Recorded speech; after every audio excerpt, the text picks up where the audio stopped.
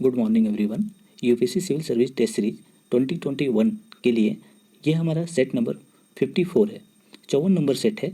इस सेट में हम कुल 10 एमसीक्यू डिस्कस करेंगे। आज के सेट में हमने कुछ बदलाव किए हैं।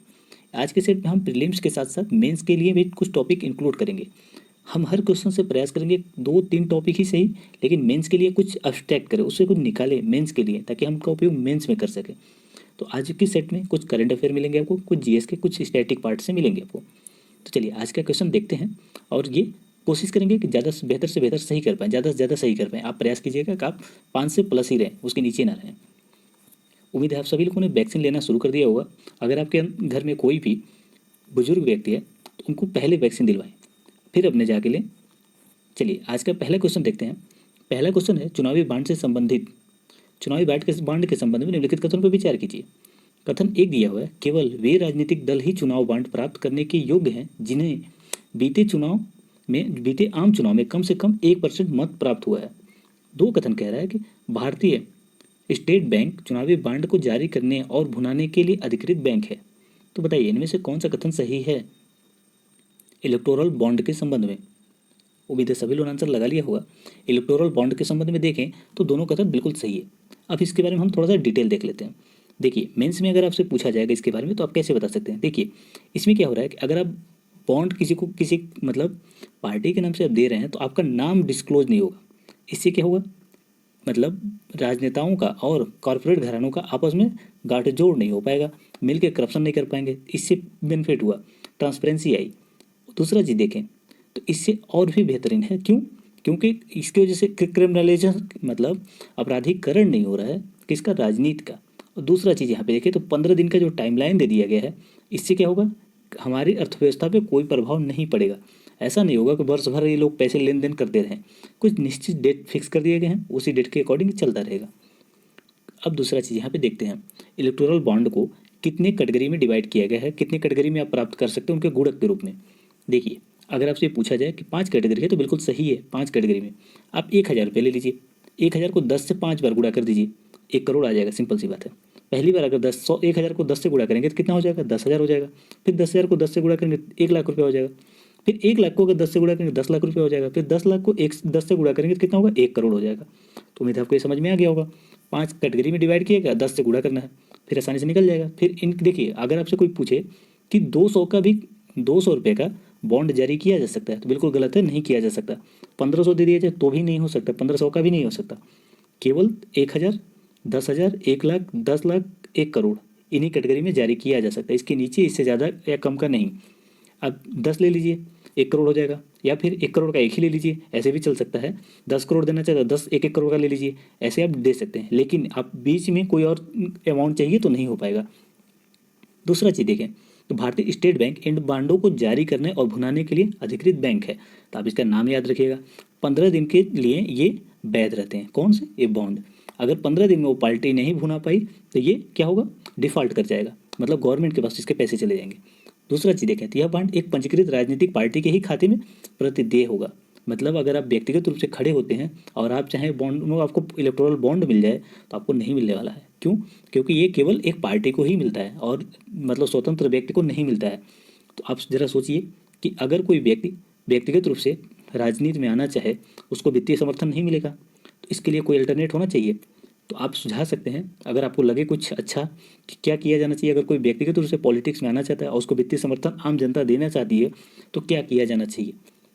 तो आप नीचे जरूर बताइएगा। 2-3 पॉइंट अगर आपको सूझ रहा हो तो जरूर बताइएगा किस तरीके से उनको समर्थन किया जाए ताकि वो भी पॉलिटिक्स में आ सकें, एक अच्छी छवि के व्यक्ति भी, ताकि उनको वित्तीय समर्थन मिल सके। दूसरा चीज़ देखें तो जनप्रतिनिधि अधिनियम 1951 की धारा 29A के तहत इसमें क्या प्रोविजन किया गया कि बीते आम चुनाव में कम से कम 1% मत प्राप्त करना चाहिए उस पार्टी को। अगर इससे कम प्राप्त करती है तो वो एलिजिबल नहीं है इसके लिए। किसके लिए? इलेक्टोरल बॉन्ड के लिए। उम्मीद आपको समझ में आया होगा। अब नीचे जरूर बताइएगा कि अगर स्वतंत्र व्यक्ति कोई चुनाव लड़ता है तो उसके लिए क्या अल्टरनेट होना चाहिए वित्तीय समर्थन के लिए। दूसरा क्वेश्चन है आज का, यूनेस्को विश्व भर में संग्रहालयों से संबंधित गतिविधियों के लिए पेशेवर और नैतिक मानकों को स्थापित करने के लिए उत्तरदायी है। कथन 2 दिया हुआ है, भारतीय संविधान का अनुच्छेद 49 राज्य को कलात्मक और ऐतिहासिक हितों की वस्तुओं की रक्षा करने के लिए निर्देश देता है जो राष्ट्रीय महत्व के हैं। तीसरा कथन दिया हुआ है, भारतीय संग्रहालयों के लिए राष्ट्रीय पोर्टल डिजिटल रिपोजिटरी संग्रहालयों के संग्रह के डिजिटलीकरण है संस्कृत मंत्रालय की पहल है। तो बताइए इनमें से कौन सा कथन सही है। उम्मीद है सभी लोगों ने आंसर लगा लिया होगा। जिन लोगों ने बी लगाया बिल्कुल सही है, बी इसका करेक्ट आंसर है। ये क्यों गलत था? देखिए वहां पे यूनेस्को दे दिया था, यूनेस्को नहीं है इसके लिए जिम्मेदार। इसके लिए जिम्मेदार कौन है? अंतर्राष्ट्रीय संग्रहालय परिषद। ये क्या है? सदस्यता संघ है, सदस्यों के संघ है, और एक एनजीओ दोनों है। और ये इसकी एक विशेषता और है, ये एकमात्र वैश्विक संगठन है जो क्या करता है, ये संग्रहालयों संबंधित गतिविधियों के पेशेवर एवं नैतिक मानकों को स्थापित करता है। इसकी स्थापना अगर हम देखें तो कब हुई थी? इसकी स्थापना वर्ष 1946 में हुई थी। इसका मुख्यालय पेरिस फ्रांस में है। आप लोग याद रखिएगा 18 मई को सेलिब्रेट किया था। किस रूप में? संग्रहालय, अंतर्राष्ट्रीय संग्रहालय के रूप में सेलिब्रेट किया था 18 मई को। इसमें ऐड नहीं हो पाया है, तो आप याद रखिएगा उस चीज़ को। दूसरा चीज़ देखें तो यह संग्रहालय पेशेवरों को 138 से अधिक देशों को 40,000 सदस्य इसमें सम्मिलित है। किसमें? अंतर्राष्ट्रीय संग्रहालय परिषद में। दूसरा चीज़ अगर देखें हम इसमें तो आईकॉम क्या करता है? रेड लिस्ट कौन जारी करता है? संग्रहालयों से संबंधित रेड लिस्ट कौन जारी करता है? तो अगर ये चीज़ के क्वेश्चन पूछ लिया जाए तो आप याद रखिएगा आईकॉम। आईकॉम मतलब अंतर्राष्ट्रीय संग्रहालय परिषद। तो ये जारी करता है रेड लिस्ट। क्यों जारी करता है रेड लिस्ट? ये रेड लिस्ट इसलिए जारी करता है, कुछ ऐसे संग्रहालय जिनके विलुप्त होने के, चोरी होने के या फिर नष्ट होने की संभावना सबसे ज़्यादा है, उनको रेड लिस्ट में डाल देता है ताकि उनका संरक्षण बढ़ जाए। रेड लिस्ट इसीलिए जारी करता है। दूसरा चीज़ देखें तो हमारे डीपीएसपी में कोई ऐसा प्रोविजन किया गया है जिससे संग्रहालयों को संरक्षित किया जा सकता है? तो बिल्कुल किया गया है। राष्ट्रीय महत्व के जो भी कलात्मक या फिर ऐतिहासिक स्मारक हैं, स्थान हैं, उनकी रक्षा के लिए प्रोविजन किया गया है 49 में। ये डीपीएसपी के अंतर्गत आएगा, अनुच्छेद 49। दूसरा चीज़ देखिए, संस्कृत मंत्रालय ने नए संग्रहालयों की स्थापना के लिए सोसाइटी अधिनियम के तहत पंजीकृत राज्यों को और समितियों को स्वायत्त निकायों और स्थानीय निकायों ट्रस्ट को इसके अंदर वित्तीय सहायता प्रदान करता है। कौन प्रदान करता है? संस्कृत मंत्रालय। फिलहाल ये उतनी इंपॉर्टेंट नहीं है। दूसरा चीज़ यहाँ पे हमें जो इंपॉर्टेंट है वो देखते हैं। राष्ट्रीय पोर्टल और डिजिटल डिपोजिटरी, ये इंपॉर्टेंट है। और ये किसके अंतर्गत आता है आपको ये देखना जरूरी है। ये किसके अंतर्गत? संस्कृत मंत्रालय के तहत आता है। कौन? राष्ट्रीय पोर्टल और डिपोजिटरी, डिजिटल डिपोजिटरी, ये संस्कृत मंत्रालय के अंतर्गत आता है। संग्रहालयों के संग्रह डिजिटलीकरण के लिए शुरू किया गया था ये। बस इतनी सी बात थी, याद रखिएगा। आज का और सबसे शानदार क्वेश्चन, हमें तो बहुत अच्छा लगा ये क्वेश्चन। आप देखिए, एकलव्य मॉडल आवासीय विद्यालय के संदर्भ में आपको बताना है कौन सा सही है। एक दिया हुआ है, यह दूरस्थ क्षेत्रों में अनुसूचित जनजातियों के बच्चों को गुणवत्तापूर्ण शिक्षा प्रदान करने के उद्देश्य से शुरू किया गया। कथन 2 कह रहा है कि इसे संविधान के अनुच्छेद 275(1) के तहत प्रदान किए गए अनुदानों द्वारा स्थापित किया गया था। तो बताइए इनमें से कौन सा कथन सही है एकलव्य आवासीय विद्यालयों के संबंध में। उम्मीद है सभी लोगों ने आंसर लगा लिया होगा। जिन लोगों ने इसमें लगाया सी, उनका बिल्कुल सही है। अब चलिए यहाँ पे थोड़ा सा मेंस के बारे में देख लेते हैं। आप लोगों ने सुना होगा कि समाज में असमानता, इनइक्वलिटी इन आवर सोसाइटी, हमारे समाज में असमानता को दूर करने के लिए क्या प्रोविजन किए जाने चाहिए। तो आपको पता होगा कि अगर आप गांव से बिलोंग करते हैं या शहर से बिलोंग करते हैं, आपने अपने आसपास महसूस किया होगा कि जो लोग जितने रीच होते हैं उनके बच्चे अलग कॉलेज में, जो लोग थोड़े मिडिल क्लास के होते हैं, लोअर क्लास के होते हैं, उनके बच्चे प्राइमरी वही हरे हरे वाले ब्राउन कलर वाले शर्ट जैकेट वाले कपड़े वाले में पढ़ने जाते हैं। क्यों ऐसा होता है? ये इसलिए होता है कि हमारे सोसाइटी में असमानता बहुत व्याप्त है। आपको पता होगा कि किस स्कूल में किस तरह की पढ़ाई होती है। हमारे गवर्नमेंट कॉलेज में टीचर पढ़ाने ही नहीं जाते हैं, अब्सेंट रहते हैं। वहाँ पे क्वालिटी एजुकेशन की बात ही नहीं कीजिए, क्योंकि वहाँ टीचर कभी प्रेजेंट ही नहीं होंगे, तो क्वालिटी एजुकेशन तो हो ही नहीं सकता है। तो ऐसे में अगर देखें तो ये कहीं ना कहीं एकलव्य मॉडल आवासीय विद्यालय ये परफेक्ट मॉडल है। ये बहुत अच्छा एजुकेशन प्रोवाइड कराता है और इसकी इंफ्रास्ट्रक्चर भी काफ़ी अच्छी हाई क्लास की इंफ्रास्ट्रक्चर यहाँ देखने को मिलता है। आप यहाँ नॉर्मली थोड़ा सा आपको समझ में आ रहा हो तो यहाँ देखिए, यहाँ पे सोलर पैनल भी यूज किए गए हैं, मतलब ये ग्रीन बिल्डिंग एक तरह का है। तो इस तरीके से आप समझ सकते हैं, इन्वायरमेंट फ्रेंडली भी है, अच्छी एजुकेशन भी प्रोवाइड कर रहा है। इस तरीके से ये समाज में असमानता को कम करता है, इन्वायरमेंट को भी कम डिग्रेडेट करता है, इन्वायरमेंट में क्षरण कम करता है। चलिए इसके बारे में थोड़ा सा डिटेल देख लेते हैं। इसकी शुरुआत कब की गई थी? किसका? एकलव्य मॉडल आवासीय विद्यालय का। इसकी शुरुआत की गई थी 1997 से 98 के बीच में की गई थी। इसका उद्देश्य क्या है? तो अनुसूचित जनजाति के जो बच्चे होते हैं उनको गुणवत्तापूर्ण शिक्षा प्रदान करना इसका उद्देश्य है। और ये क्या करता है? न केवल अकादमिक शिक्षा प्रदान करता है, उसके साथ साथ संगीण मतलब एक तरह का व्यापक एजुकेशन भी प्रदान करता है, जिसमें क्या क्या सम्मिलित है? उन्हें उच्च और पेशेवर शैक्षणिक कार्यक्रम प्रोवाइड कराया जाता है। सार्वजनिक और निजी क्षेत्र में रोजगार प्राप्त करने हेतु कौशल भी प्रदान किया जाता है। और इसके साथ साथ क्या किया जाता है? इसके साथ साथ उनको अन्य चीज़ें भी प्रोवाइड कराई जाती है, जिससे वो अपने आसपास के समाज के मतलब इथिकल कंडक्ट को भी सीख सकें, इथिकल वैल्यू को समझ सकें। वहाँ के इन चीज़ों को भी प्रोवाइड कराया जाता है। इसमें क्या होता है कि 480 छात्रों की क्षमता होती है एक में, मतलब एक संस्थान में उसमें 480 बच्चे सम्मिलित हो सकते हैं। और ये अनुच्छेद 275 एक के तहत स्थापित किया गया, किससे संबंधित, स्पेशल एरिया प्रोग्राम के अंतर्गत स्थापित किया जा रहा है किसको, एकलव्य मॉडल रेजिडेंशियल स्कूल को। दूसरा चीज़ हम यहाँ पे समझे, इसका वित्त पोषण कौन करता है, जनजातीय मामलों के मंत्रालय द्वारा इसका वित्त पोषण किया जा रहा है। और चीज़ यहाँ पे देखना है तो कुछ अन्य चीज़ें यहाँ पे देख लेते हैं हम। देखिए, इसका उद्देश्य रखा है कि 2022 तक 50% जनजातीय आबादी वाले और इसके साथ साथ 20,000 जनजाति प्रखंडों वाले में यहाँ पे स्थापित करना है इनको 2022 तक। अन्य चीज़ यहाँ पे देखें तो ये नवोदय विद्यालय के समान है। आपको नवोदय विद्यालय के बारे में पता हो तो वहाँ पे खेलकूद, कौशल, इन सबसे प्रशिक्षण प्रदान किया जाता है, कला, संस्कृति, इन सबसे संबंधित जुड़ी शिक्षाएं प्रदान की जाती है। तो उसी तरीके से एकलव्य मॉडल रेजिडेंशियल स्कूल में भी ये सारी सुविधाएं प्रदान की जाती हैं। आपको पता होगा हमारे यहाँ नवोदय विद्यालय काफ़ी फेमस रहता है क्योंकि वो काफ़ी अच्छी गुणवत्ता का शिक्षा प्रदान करता है। चलिए अगला आज का शानदार क्वेश्चन देखते हैं। महात्मा गांधी राष्ट्रीय ग्रामीण गारंटी अधिनियम के संदर्भ में निम्नलिखित कथनों पर विचार कीजिए। कथन एक दिया हुआ, मनरेगा योजना राज्य सरकारों के सहयोग से पंचवर्षीय पंचायती राज मंत्रालय द्वारा क्रियान्वित किया जा रहा है। मनरेगा योजना राज्य सरकारों के सहयोग से पंचायती राज मंत्रालय द्वारा क्रियान्वित किया जा रहा है। पहला कथन ये है। कथन दो कह रहा है, इस योजना का उद्देश्य एक वित्तीय वर्ष में कम से कम 100 दिनों की अकुशल शारीरिक श्रम का गारंटी रोजगार प्रदान करता है। तो बताइए इनमें से कौन सा कथन सही है। उम्मीद है सभी लोगों ने आंसर लगा लिया होगा। जिन लोगों ने इसमें लगाया बी, उनका बिल्कुल सही है। पहला यहाँ पे जो दिया हुआ पंचायती राज मंत्रालय, ये बिल्कुल गलत है। ग्रामीण विकास मंत्रालय है, रूरल डेवलपमेंट मिनिस्ट्री है, न कि पंचायती राज मंत्रालय। अब दूसरा चीज़ देखें, आपसे पूछा जाए कि हम अपने वहाँ SDG को प्राप्त करने के लिए, सस्टेनेबल डेवलपमेंट गोल को प्राप्त करने के लिए किस तरह की योजनाएं चला रहे हैं, उनमें आप मनरेगा का भी नाम ले सकते हैं। कैसे ले सकते हैं, देखिए अगर लोगों के पास, समाज के सबसे गरीब वर्ग के पास पैसे जाएंगे तो क्या होगा, वो गरीबी से थोड़े से ऊपर उठेंगे, तो इससे पॉवर्टी कम होगी। तो साफ साफ पता चलता है आपको, SDG गोल नंबर 1 को हम अचीव कर पाएंगे। लोगों के पास पैसे आएंगे तो अपने कहीं ना कहीं अपने खाद्यान्न वो खरीद पाएंगे, तो भूखे नहीं रहेंगे। तो जीरो हंगर को भी हम अचीव कर पाएंगे। Good health and well being, अगर उनके पास पैसे आएंगे तो अपने स्वास्थ्य पे भी ध्यान देंगे, उनका स्वास्थ्य अच्छा होगा, वो समृद्ध होंगे। तो ऐसे में क्वालिटी एजुकेशन भी उनको मिलेगी कि वो शिक्षा पे भी खर्च करने का प्रयास करेंगे, शिक्षा पे भी खर्च करेंगे। जेंडर इक्वलिटी आएगी। क्यों जेंडर इक्वलिटी आएगी, क्योंकि इसमें भी 33% निश्चित कर दिया गया कि महिलाओं के लिए होगा। तो ये भी फिक्स हो गया कि जेंडर इक्वलिटी है कि 33% महिला ही लेंगी, तो जेंडर इक्वलिटी भी आ गया। अब decent work and economic growth. अब इकोनॉमिक ग्रोथ कैसे हो रहा है आप यहाँ पे समझिए। देखिए यहाँ पे इंफ्रास्ट्रक्चर डेवलप किया जाए, जैसे कि रोड बना देना, नाले बना देना, या फिर नालों की सफाई कर देना, तालाब बनवा देना।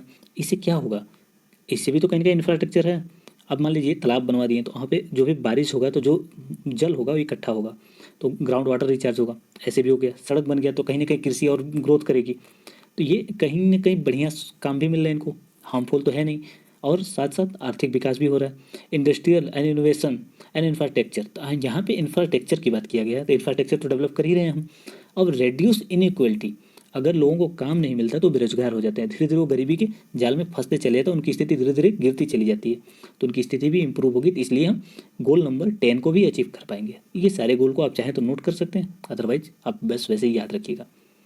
दूसरा चीज़ देखें तो यहाँ पे मनरेगा की बात करें तो इसको 2005 के एक अधिनियम के माध्यम से लाया गया था। इसका उद्देश्य क्या है, रोजगार का अधिकार ये देता है, रोजगार का अधिकार प्रदान करता है। अगर आप काम करना चाहते हैं, अकुशल काम करना चाहते हैं, तो आपको ये 100 दिन की गारंटी देता है। अगर नहीं मिल पाता है तो क्या करेगा, आपको इसके लिए भत्ता भी प्रदान किया जाता है।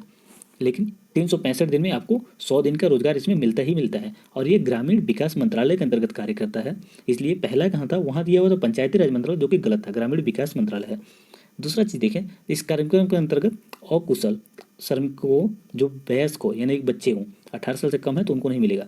18 साल से ऊपर के लिए एक वित्तीय वर्ष में 101 वित्तीय वर्ष 1 अप्रैल से 31 मार्च 1 अप्रैल से 31 मार्च, हाँ सही है, कम से कम 100 दिन की गारंटी रोजगार प्रदान करता है। तो इसका उद्देश्य ये है। ये किस तरह का काम किया जाता है, इसमें खेतों से संबंधित काम किया जाता है, तालाब से संबंधित, रिसाव टैंक के संबंधित, अगर कहीं मतलब वाटर टैंक रिस रहा है तो उससे संबंधित सफाई करवा दिया जाता है, सड़कों की मरम्मत, सिंचाई प्रणाली में सुधार, इस तरह के काम किए जाते हैं। और इसमें एक विशेषता ये भी है, ट्रांसपेरेंसी के लिए, पारदर्शिता के लिए क्या किया था, सामाजिक सोशल ऑडिट किया था, सामाजिक लेखांकन। लेखांकन में मतलब यहाँ समझ लीजिए कि कितने खर्चे आए, कितने हुए, उनका क्या क्या यूटिलाइजेशन हुआ, ये ऑडिट होता है, इसको ऑडिट करते हैं। जब समाज से, जनता से पूछ करके किया तो उसको सोशल ऑडिट कहते हैं। जनता वहाँ पे देखती है सही काम हो रहा है कि नहीं, तो इसके उसको हम कहते हैं सोशल ऑडिट। उम्मीद आपको समझ में आया होगा। चलिए अगला क्वेश्चन देखते हैं। अगला क्वेश्चन है, हाइड्रोजन हवा से हल्की होती है। कथन 2 दिया हुआ है, हाइड्रोजन ब्रह्मांड में सबसे प्रचुर मात्रा में पाया जाने वाला रासायनिक पदार्थ है। कथन 3 दिया हुआ, भारत में हाइड्रोजन का उत्पादन मुख्य रूप से अक्षय ऊर्जा के स्रोत से होता है। अक्षय ऊर्जा मतलब रिन्यूएबल एनर्जी, यहाँ पे रिन्यूएबल एनर्जी होना चाहिए। तो अक्षय ऊर्जा रिन्यूएबल एनर्जी मतलब समझ लीजिए। उम्मीद आपको समझ में आ रहा होगा। तो बताइए इनमें से कौन सा कथन सही है। उम्मीद है सभी लोगों ने आंसर लगा लिया होगा। जितने लोगों ने लगाया है इसमें बी सी डी, उनका गलत है। बी सी डी गलत क्यों हो रहा है? क्योंकि यहाँ पे अक्षय ऊर्जा की बात की, हमारे वहाँ अक्षय ऊर्जा से नहीं होता। अभी फॉसिल फ्यूल से भी हम निकालते हैं, हमारे वहाँ फॉसिल फ्यूल से ही इसको प्राप्त किया था, इसलिए हम अक्षय रिन्यूएबल एनर्जी नहीं कह सकते। जिन लोगों ने ए लगाया था उनका करेक्ट है। अब दूसरा चीज़ देखें, इसका एडवांटेज क्या है। इसका एडवांटेज ये है कि ये व्यापक रूप में अवेलेबल है। दूसरा चीज़ क्या है कि इससे कोई भी किसी भी तरीके का हार्मफुल मटेरियल रिलीज नहीं होता है, एमिट नहीं होता है इससे। दूसरा, यहाँ पे इन्वायरमेंट फ्रेंडली है ये, इसको हम आसानी से रॉकेट फ्यूल के रूप में यूज कर सकते हैं, और ये एनर्जी एफिशिएंट है, रिन्यूएबल भी है ये। तो इस तरीके से इसके कुछ एडवांटेज था, आप याद रखिएगा इनके एडवांटेज। चलिए अब यहाँ पे एडवांटेज और डिसएडवांटेज दोनों हम एक साथ देखेंगे। अवर सारणी में आपको पता होगा कि सबसे हल्का तत्व है कौन? हाइड्रोजन। और ब्रह्मांड में प्रचुर मात्रा में पाए जाने वाला रासायनिक पदार्थ भी है। भारत लगभग 5.5 मिलियन टन हाइड्रोजन खपत करता है। ये क्या किससे आयातित किया जाता है? इनको जीवाश्म ईंधन से प्राप्त किया जाता है। तो इसलिए हम ये नहीं कह सकते कि रिन्यूएबल है, रिन्यूएबल नहीं, नॉन रिन्यूएबल है। दूसरा चीज़, अगर इसके एडवांटेज अगर डिसएडवांटेज को देखें तो ये क्या कहता है? एमिशन फ्री है, मतलब इसमें किसी भी तरीके का एमिशन नहीं होता है। वाटर वेपर मतलब जल वाष्प ही बस रिलीज होता है इसके अंदर से, और कुछ भी नहीं रिलीज होता है। अब दूसरा चीज़ का डिसएडवांटेज देखें तो लो एफिशिएंसी है, due to high energy losses, काफ़ी ऊर्जा इससे रिलीज होती है, तो इसलिए काफ़ी एफिशिएंट नहीं है। हाइड्रोजन अवेलेबल मतलब ये हर जगह अवेलेबल है, काफ़ी बड़ी मात्रा में अवेलेबल है, लेकिन देखें तो ये काफ़ी तेज़ी से जलता है, इसलिए आग लगने की संभावना ज़्यादा है। दूसरा चीज़ देखें यहाँ पे हाई रेंज, मतलब यहाँ पे इसको लंबे समय तक चलाया जा सकता है, इसको यूज करके लंबे समय तक चल सकते हैं। दूसरा चीज़ देखें तो पुअर इंफ्रास्ट्रक्चर हमारे पास नहीं है, इसको मेंटेन नहीं कर पाएंगे, इसलिए डिसएडवांटेज है। अब फास्ट रिफ्यूलिंग मतलब इसको जल्दी से रिफ्यूल किया जा सकता है। यहाँ पे देखिए कह रहा है डिसएडवांटेज में हाई कॉस्टली पड़ेगा, ये काफ़ी एक्सपेंसिव है। दूसरा चीज़ देखें इंजन साउंड, यहाँ पे आपको पता होगा कि हमारे वहाँ पॉल्यूशन होता है ध्वनि प्रदूषण, तो इससे ध्वनि प्रदूषण होगा ही नहीं, क्योंकि साउंड रिलीज ही नहीं होगा। तो इस तरीके से इसके एडवांटेज और डिसएडवांटेज हमने देख लिया। चलिए आज का दूसरा क्वेश्चन देखते हैं। अगला 6वां क्वेश्चन है ये, हाल ही में फ्रेंच नेशनल असेंबली ने इकोसाइड के निर्माण को मंजूरी दे दिया है। निम्नलिखित में से कौन सा इकोसाइड शब्द का सही वर्णन करता है? कुछ इस तरीके से इकोसाइड का लोगो है। अब यहाँ पे देखिए कथन ए कह रहा है कि बढ़ते बैड लोन के कारण आर्थिक प्रभाव। बी कह रहा है जीवाश्म ईंधन के दहन से होने वाले पर्यावरणीय प्रदूषण। सी कह रहा है पारिस्थितिक आपदा उत्पन्न करने में सक्षम कोई भी कार्यवाही, मतलब किसी भी तरह की एक्टिविटी। डी कह रहा है कि आर्थिक व्यवस्था में भारी गिरावट करने वाले कारक। तो बताइए इकोसाइड का संबंध किससे है? उम्मीद है सभी लोगों ने आंसर लगा लिया होगा। जिन लोगों ने इसमें लगाया सी, उनका बिल्कुल सही है। इकोसाइड का उद्देश्य क्या है? देखिए आप मान लीजिए कोई ऐसी एक्टिविटी कर रहे हैं जिससे पर्यावरण पर प्रभाव पड़ेगा, तो आपको दंडित किया जाएगा इकोसाइड के अंतर्गत। ये क्या करता है? क्रिमिनलाइज करता है। किस तरह का? मानो कि वो सारी एक्टिविटी जो वोलेटाइल करते हैं या फिर इन्वायरमेंट का जो प्राकृतिक न्याय का सिद्धांत है उसको प्रभावित करते हैं, या फिर सस्टेनेबिलिटी को डैमेज करते हैं, डिस्ट्रॉय करते हैं इकोसिस्टम को, या फिर उसको हार्म पहुंचाते हैं, उसके स्वास्थ्य पर प्रभाव डालते हैं, तो उसके अंतर्गत उनको पनिश किया जा सकता है। यही इसका उद्देश्य है। इकोसाइड का उद्देश्य यही है। फ्रांसीसी नेशनल असेंबली ने शनिवार को पर्यावरण की रक्षा और जलवायु परिवर्तन से निपटने के उद्देश्य से इकोसाइड के निर्माण की मंजूरी दे दी। इसमें क्या होता है? वायु, भूमि, जल में जो भी संदूषण आपके द्वारा स्थापित किए जाएंगे उसके लिए आपको दंडित किया जा सकता है। देखिए अगर हम ये कोड लाने से, इससे क्या होगा, ये कानून लाने से क्या बेनिफिट होगा? क्लीन वाटर मिलेगा, गैर जरूरी काम नहीं होंगे तो क्लीन वाटर मिलेगा, इको टूरिज्म बढ़ेगा, न्यूट्रिशन भी बढ़ेगा। अगर मान लीजिए आपको पता होगा बायो मैग्निफिकेशन के बारे में आपने पढ़ा होगा, बायो मैग्निफिकेशन नहीं होगा तो आपको अच्छा खाना मिलेगा, आपके हेल्थ सही रहेंगे, community based natural resource manage होगा आसानी से, कोई ज़्यादा शोषण नहीं कर पाएगा। इस तरीके से अगर लिमिटेशन सेट कर दे तो हार्मफुल नहीं होगा। मतलब आपने देखा होगा कि जो लोग रिच होते हैं वो काफ़ी ज़्यादा पॉल्यूशन फैलाते हैं, मतलब 4 AC लगा लेंगे, एक AC की जरूरत है लेकिन 4 AC चलेगा, मतलब कि टीवी दिन भर चलते रहेंगे। इससे क्या होता है? ये कहीं ना कहीं एमिशन को बढ़ाता है। आपको फुट प्रिंट के बारे में पता होगा, तो फुट प्रिंट कहीं ना कहीं इंक्रीज होता है उनका, ये कंट्रोल करेगा उनके फुट प्रिंट पे। कोस्टल प्रोटेक्शन होगा और वाइल्ड फिशरीज में भी बढ़ेगा उनका, मतलब काफ़ी ज़्यादा वहाँ पे हम जाल के द्वारा उनको पकड़ नहीं पाएंगे, फिश को नहीं पकड़ सकते क्योंकि उनका इकोसिस्टम डिसबैलेंस होगा, तो आप केस कर देंगे तो अरेस्ट हो जाएंगे। दूसरा चीज़ देखें अल्टरनेटिव लाइवलीहुड, मतलब अब उनके खाद्यान्न के लिए अलग से अल्टरनेट प्रोवाइड हो जाएगा। क्योंकि हर चीज़ का हम पूर्णतः नो मतलब उनको नुकसान नहीं पहुंचाएंगे। फॉरेस्ट प्रोटेक्शन भी होगा इसके माध्यम से।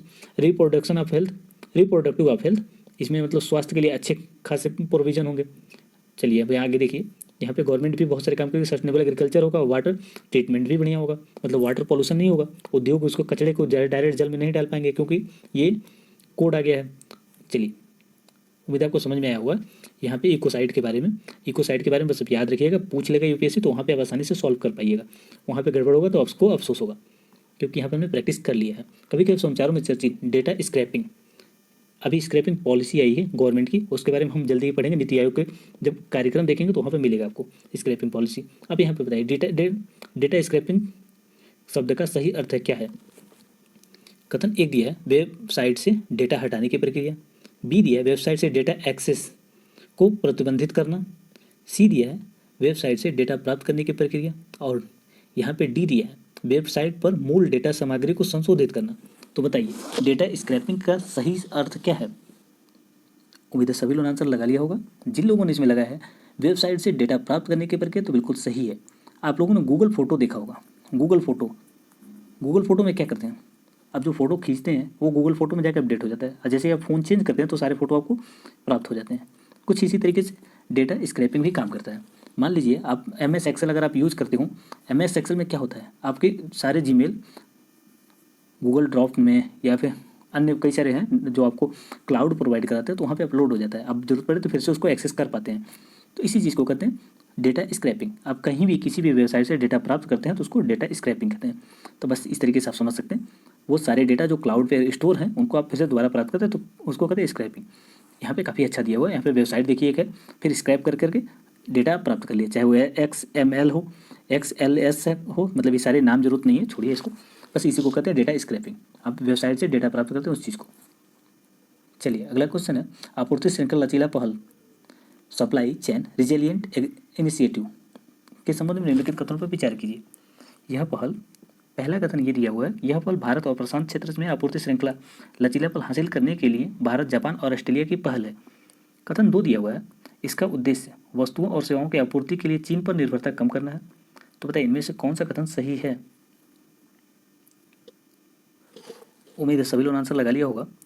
देखिए अभी क्या हुआ है, भारत, ऑस्ट्रेलिया और दूसरा जापान, ये दोनों ने मिल करके क्या किया है, तीनों ने मिल करके आपस में एक इनिशिएटिव किया। इनिशिएटिव किस तरह का, कि जो भी सप्लाई चेन है अफेक्टेड ना हो, क्योंकि आपको पता होगा कि API, एक्टिव फार्मास्यूटिकल इंग्रेडिएंट, जब फर्स्ट वीक मतलब पहली महामारी आई थी कोविड-19 की, तो चाइना ने देने से मना कर दिया था।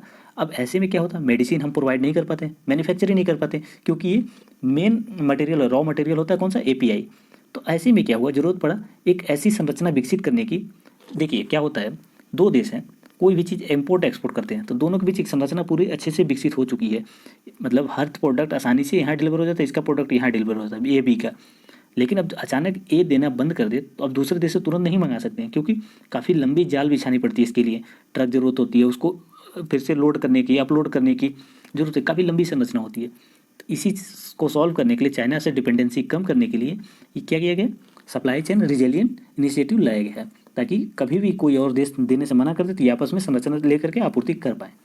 तो ये दोनों देशों ने मिलकर के, तीनों ने मिलकर किया है। अगर यहाँ पे USA हो जाता तो क्वाड हो जाता, इसका नाम हम क्वाड रख लेते, क्वाड के नाम से ये हो जाता, लेकिन USA नहीं है यहाँ पे। तो याद रखिएगा, इसमें जिन लोगों ने लगाया था C, उनका बिल्कुल सही है, इसका C करेक्ट आंसर है। ये कौन कौन से देश हैं, हिंद प्रशांत क्षेत्र में एक मजबूत और टिकाऊ संतुलित समावेशी विकास प्राप्त करने की दृष्टि ये लाया गया है। इसमें कितने देश हैं, 3 देश हैं, आप उनका नाम याद रखिएगा, भारत, जापान और ऑस्ट्रेलिया। चलिए अगला क्वेश्चन देखते हैं। अगला क्वेश्चन है साफरी योजना। साफरी योजना किससे संबंधित है, आपको ये बताना है। ये काफ़ी समाचारों में चर्चित था, साफरी योजना, आपको बताइए किससे संबंधित है। कथन ए दिया है, जलीय कृषि उत्पादों के लिए प्रमाण पत्र योजना है, प्रमाणन योजना है। बी दिया हुआ है, रेशम क्षेत्र में कृषि वानिकी है। सी दिया हुआ है, बायोडिग्रेडेबल कचरे को संपीड़ित बायोगैस में परिवर्तित करने से संबंधित। डी दिया हुआ है, डेयरी क्षेत्र का सतत विकास से संबंधित। तो बताइए साफरी योजना किससे संबंधित है। उम्मीद है सभी लोगों ने आंसर लगा लिया होगा। देखिए सबको पता है कि जैसे जैसे क्लाइमेट चेंज हो रहा है तो फूड प्रोडक्शन में भी कहीं कहीं गिरावट आएगी, धीरे धीरे बाढ़ सूखा की स्थिति आएगी, देखने के लिए मिलेगी। तो फिर ऐसे में हमें कुछ अन्य तरह का इनिशिएटिव करना जरूरी हो गया था किसानों की आय बढ़ाने के लिए। तो जिन लोगों ने इसमें लगाया ए जलीय कृषि उत्पादों के लिए प्रमाणन योजना, तो बिल्कुल सही है। ये जो भी कृषि मतलब जल से कृषि की जाती है, मतलब यहाँ पे कहते हैं हाइड्रोलॉजिकल एग्रीकल्चर, कृषि जो भी जल कृषि की जाती है उसके अंतर्गत हम क्या करते हैं, उनको एक प्रमाण प्रदान करते हैं ताकि इनकी क्वालिटी काफ़ी अच्छी है, इंटरनेशनल लेवल की है। और दूसरा चीज़ यहाँ पे एक तरह का अल्टरनेट भी हो गया खाद्यान्न के लिए, इससे प्रोत्साहन मिलेगा और हम एक्सपोर्ट भी कर पाएंगे। आप लोगों ने एपोडा का नाम सुना होगा, एपेडा, उसी तरह के एमपेडा है। एमपेडा क्या करता है, मरीन प्रोडक्शन को एक्सपोर्ट करने के लिए काम करता है। और इसी ने क्या किया, साफरी नामक जलीय कृषि उत्पादों को प्रमाणित करने के लिए एक योजना चालू किया है। ये किसके अंतर्गत काम करता है, कॉमर्स मिनिस्ट्री के अंतर्गत काम करता है। कौन, एमपेडा। दूसरा चीज़ देखें तो ये संस्कृत शब्द से निकला हुआ है। कौन सा, सफरा, साफरी। साफरी ये संस्कृत शब्द है। आपसे पूछा जा सकता है साफरी का उद्देश्य क्या है, इसका संस्कृत मतलब उच्चारण क्या है, तो मानव उपभोग के लिए उपयुक्त मत्स्य उत्पादों की बेहतर गुणवत्ता। साफरी योजना का संयुक्त राष्ट्र के खाद्य संगठन FAO के जलीय कृषि प्रमाणन संबंधी तकनीकी दिशा निर्देश पर आधारित है। कौन, साफरी। FAO के जो कृषि प्रमाणन है तकनीकी है उनके दिशा निर्देशों पर आधारित है। कौन, साफरन योजना। तो कुछ ये चीज़ें याद थी, अब इनके बारे में याद रखिए। फ्रोजन झींगा भारत का सबसे बड़ा निर्यातित समुद्री भोजन है, ये फैक्ट है, इसके बारे में बस याद रखिएगा। जो फ्रोजन मतलब ये होता है कि जो फ्रीज में रखे लंबे समय से रखे रहते हैं, उनका निर्यात करने में भारत का मुख्य भोजन है। भारत सबसे ज़्यादा निर्यात करता है इनका। चलिए आज का आखिरी क्वेश्चन देखते हैं। राष्ट्रीय पिछड़ा वर्ग आयोग के बारे में निम्नलिखित कथनों पर विचार कीजिए। कथन एक दिया है, राष्ट्रीय पिछड़ा वर्ग आयोग सामाजिक न्याय और अधिकारिता मंत्रालय के तहत एक गैर संवैधानिक निकाय है। कथन दो दिया है, आयोग इंदिरा साहनी बनाम भारत संघ परिणाम था। ये इंदिरा साहनी बनाम भारत संघ का एक परिणाम था। किसका, राष्ट्रीय पिछड़ा वर्ग आयोग इनका। कथन तीन दिया हुआ, आयोग नौकरियों में आरक्षण के उद्देश्य से पिछड़े वर्ग के रूप में अधिसूचित समुदाय की सूची में शामिल किए जाने और बहिष्कृत किए जाने पर विचार करता है। NCBC ये आरक्षण जो दिया जाता है जॉब में, उनको शामिल किया जाए न किया जाए उसके संबंध में निर्णय करता है। कथन तीन कह रहा है। कथन चार कह रहा है, आयोग के पास सिविल कोर्ट के समान अधिकार है। तो बताइए इनमें से कौन सा कथन सही है। उम्मीद है सभी लोगों ने आंसर लगा लिया होगा। जिन लोगों ने यहाँ पे थोड़ा सा नोटिस किया गैर संवैधानिक निकाय, तो बिल्कुल सही काम किया आपने, इसके हिसाब से आप आंसर निकाल सकते हैं। बाकी सारे कथन सही है, इसमें सी इसका सही आंसर है क्योंकि यह संवैधानिक निकाय है। दूसरा चीज़ यहाँ पे इसके बारे में थोड़ा सा डिटेल देख लेते हैं। तो पिछड़ा वर्ग आयोग एक संवैधानिक निकाय है। अब इससे आपने इसमें से आपको क्या पूछा जा सकता है, अगर UPSC का एग्जाम देना है, UPSC इनफैक्ट UPSC भी पूछ सकती है इसे। तो कौन से नंबर का ये बिल था, 123वें संविधान संशोधन विधेयक था। और दूसरा चीज़ देखें तो संविधान संशोधन कौन से नंबर का था, तो 2018 में इसको संशोधित किया गया था और 102 नंबर का संविधान संशोधन था। अन्य चीज़ें देखें तो भारतीय संविधान का अनुच्छेद 338B के अंतर्गत इसको स्थापित किया गया है। इसके पहले क्या था, ये सांविधिक निकाय था। 14 अगस्त 1993 को इसको सांविधिक निकाय के रूप में गठित किया गया था। और दूसरा चीज़, इसको बाद में 2018 में संवैधानिक दर्जा प्रदान कर दिया गया है। आयोग इंदिरा साहनी बनाम भारत संघ मामले का परिणाम था, उसी मामले के बाद इसका गठन हुआ था। आयोग नौकरियों में जो भी गवर्नमेंट जॉब या फिर पब्लिक सेक्टर के जॉब दिए जाते हैं, अन्य सेक्टर के जॉब दिए जाते हैं, उनमें जहाँ भी आरक्षण आपको मिलता है वहाँ पे क्या करता है कि आप योग्य हैं या अयोग्य हैं ये निर्धारित करता है, उससे संबंधित निर्णय लेता है। तो NCBC अधिनियम 1993 की धारा 9A के तहत ये मतलब सुझाव देता है। और अन्य चीज़ इसके बारे में अगर देख ले, राष्ट्रीय पिछड़ा वर्ग आयोग, राष्ट्रीय अनुसूचित जाति आयोग के साथ साथ राष्ट्रीय अनुसूचित जनजाति आयोग के पास भी सिविल कोर्ट है। सिविल कोर्ट के जो भी अधिकार मिलते हैं इन तीनों के पास है। किनके पास है, NCBC के पास है और अनुसूचित जनजाति आयोग और अनुसूचित जाति आयोग, ये तीनों के पास है किसका, सिविल कोर्ट का अधिकार। ये सीरीज देखने के लिए धन्यवाद। इस सीरीज में आपने कितना सही कर पाया, आपको ये सीरीज कैसा लगा, आप नीचे जरूर बताइएगा। Thank you.